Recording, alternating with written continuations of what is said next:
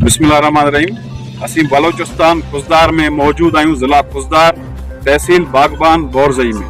हितों जे मक़ामी माण्हुनि खां पुछा कंदासीं त उन्हनि खे कहिड़ी शयुनि जी तकलीफ़ आहे, उन्हनि खे छा हिते ज़रूरत में आहे, उन्हनि जो वधीक हाल वाल पुछा कंदासीं त मक़ामी माण्हुनि जो छा चवणु आहे। साईं, हिते तव्हांखे कहिड़ी तकलीफ़ आहे, तव्हां ॿुधायो असांखे।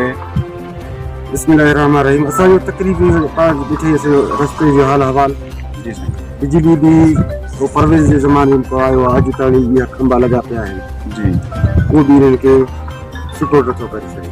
जी वरी असांजे स्कूल जो बि हाल पाण ॾिठो। जी साईं। स्कूल में हिकु सिर्फ़ु उस्ताद आहे, जी ॿियो कोई बि कोन्हे। हिकिड़ो उस्ताद जे मथां बड़ी बि आहे, बीमारी बि आहे। जी कॾहिं अचे थो, कॾहिं बीमारी जे करे नथो अचे सघे, उन जा वॾा महिरबानी आहिनि। जी साईं। असांजे स्कूल में जेको तालिब आहिनि 60-70 जे क़रीब आहिनि। जी साईं।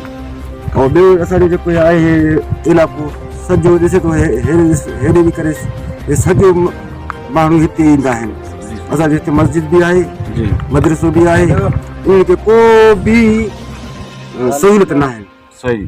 सिर्फ़ु असांजो जेको आहे मर्ज़ इहो रस्ते जो आहे, रस्तो बि असांजो कोई बि न आहे। असांखे हिते हुकूमत जे तरफ़ स्कूल में घणा मास्टर आहिनि ऐं अस्पताल बि असांखे न आहे, रस्तो बि ख़राबु आहे। सही। तव्हांखे हिते बिजली बि न आहे? बिजली बि न आहे, असांखे खंबा हणी पिया आहिनि। साईं जो चवणु आहे त हिते असांखे बोरज़ई में गवर्नमेंट जे तरफ़ां कंहिं शइ जी सहूलियत न आहे। हिते न रोड आहिनि, न रस्ता आहिनि, ऐं उन खां अलावा हिते बिजली न आहे। पाकिस्तान आज़ादु थियो आहे, आज़ादु थिए खां पोइ, ठहण खां पोइ हिन इलाइक़े में हिन महिल ताईं हिते बिजली न आयो आहे, ऐं हिते कंहिं शइ जो बि सहूलियत न आहे। गवर्नमेंट जे तरफ़ां कंहिं शइ जो सहूलियत न आहे। हिते हिकिड़ो स्कूल आहे, उन स्कूल में सिर्फ़ु हिकिड़ो उस्ताद आहे। 70-80 ॿार हिते दाख़िल आहिनि स्कूल में, सिर्फ़ु हिकिड़ो उस्ताद आहे। साईं जन जो चवणु आहे त हिन स्कूल में गवर्नमेंट खे इहा अपील था कनि त हिन स्कूल में महिरबानी करे असांखे 2-4 उस्ताद ॿिया बि ॾिना वञनि। साईं, तव्हां छा चवंदव? हिन इलाइक़े में असांजो न रोड जो सहूलियत आहे, जी साईं, न स्कूल जो सहूलियत आहे, जी साईं, न बिजली जो सहूलियत आहे, जी साईं, ऐं अस्पताल जी बि असांखे को सहूलियत न आहे। असां यानी इन ॻाल्हि में ॾाढो तकलीफ़ आहे। जी साईं।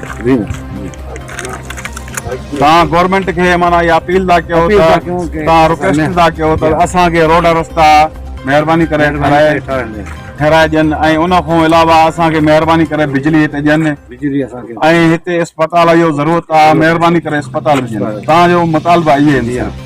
बिस्मिल्लाहिर्रहमानिर्रहीम। मैं बहैसियत जेवी टीचर अब्दुल सत्तार या बोरज़ई में तैनात कई अरसे से हूँ, लेकिन स्कूल की इमारत कई सालों से तैयार है मिडल का, लेकिन मिडल की पोस्टें तो नहीं है, लेकिन प्राइमरी में भी बच्चों की तादाद एक उस्ताद से बढ़ी हुई है। 70-80 बच्चे हैं, एक उस्ताद से पढ़ाना बहुत मुश्किल है, बल्कि नाकाबिल है। और इस इलाके में मैं 30 साल से रह रहा हूँ। इस इलाके में गवर्नमेंट के तरफ से कोई सहूलियत नहीं है, न बिजली की है, न रास्ते की है, न अस्पताल की है।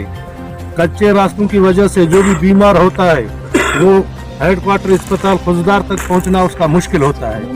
गवर्नमेंट से अपील है कि इस इलाके के लिए कुछ न कुछ रास्तों का बंदोबस्त, बिजली का बंदोबस्त, अस्पताल का बंदोबस्त करके, और स्कूल के लिए पानी का बंदोबस्त भी नहीं है स्कूल में। और स्कूल की इमारत तो माशाल्लाह फर्स्ट क्लास है, लेकिन उस्ताद न होने की वजह से बेकार नजर आ रहा है।